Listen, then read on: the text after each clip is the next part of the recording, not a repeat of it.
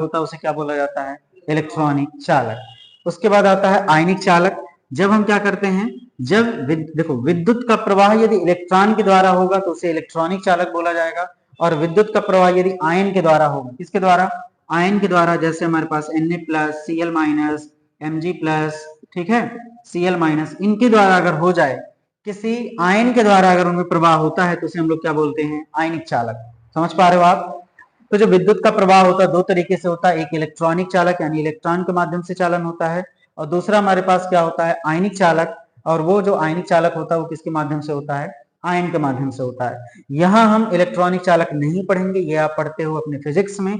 यहाँ देखा जाएगा आयनिक चालक, किसी आयन की वजह से कैसे चालन उत्पन्न होता है उसे समझने के लिए हम लोग क्या पढ़ेंगे, आयनिक चालक। और आयनिक चालक आयन क्या होता है, जैसे मान लो आपके पास ये सोडियम है और ये Na+ है, तो ये एक तरीके का आयन है, ये परमाणु है।